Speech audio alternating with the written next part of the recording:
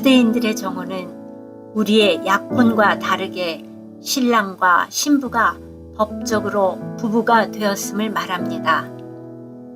정혼 후에 그들은 결혼식을 하기 전 1년에서 2년 정도 떨어져 지내게 되는데, 이는 신랑이 아버지 집으로 돌아가 신부를 데려와 살 처소를 준비하기 위함입니다.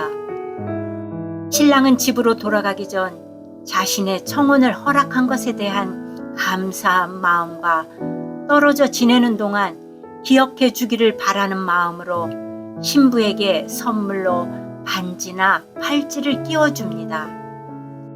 신부에게 선물한 반지는 보석도 없이 다른 것이 섞이지 않은 금이나 동 같은 금속으로 만들어진 것으로 신부의 순결과 정직을 상징하며 부부가 서로 약속한 것에 대해 인을 치는 의미도 부여합니다. 또한 신랑은 신부의 검지손가락에 반지를 끼워주는데, 이는 정혼 계약의 증인들과 참석한 이들에게 쉽게 보이도록 하며 두 사람이 공식적으로 부부임을 선포하는 것으로, 신부에게 끼워준 반지에는 약속과 기억이라는 특별한 의미가 담겨져 있습니다. 예수님은 제자들과의 마지막 유월절 만찬 자리에서 포도주 잔을 따르시고 떡을 떼시며 주님을 기억하도록 말씀하셨습니다.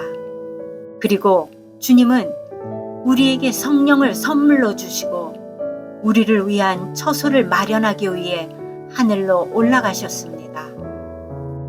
주님은 우리에게 선물로 허락하신 성령님을 통하여 장차 다시 만날 주님을 늘 기억해 하며 천국 혼인의 약속을 기다리게 합니다.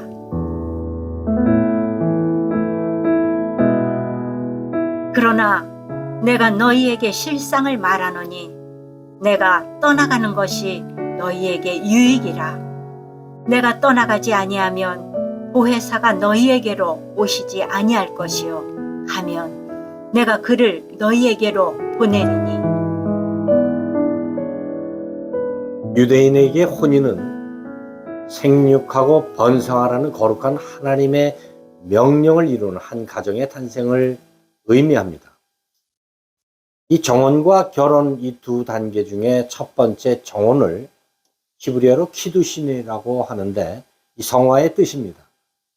이 결혼까지 약 1년에서 2년 정도 떨어져 지내는 동안 신부는 거룩한 몸과 마음을 준비하는 기간을 갖게 됩니다. 기두신이라고 하는 이 단어가 거룩하다라고 하는 카도시라는 단어에서 나왔습니다. 이처럼 신부의 순결은 오직 신랑만을 바라보며 거룩함을 지키는 데 있는 것입니다. 정혼을 통해 법적으로 부부가 된 신랑은 이제 아버지 집으로 돌아가기 전에 신부에게 반지와 같은 선물을 주는 풍습이 있는데, 기억과 그리고 약속의 의미가 담겨 있는 반지는 반드시 검지 손가락에 끼워주어서 공적으로 혼인을 치른 부부라고 하는, 신부라고 하는 것을 나타내고 있습니다.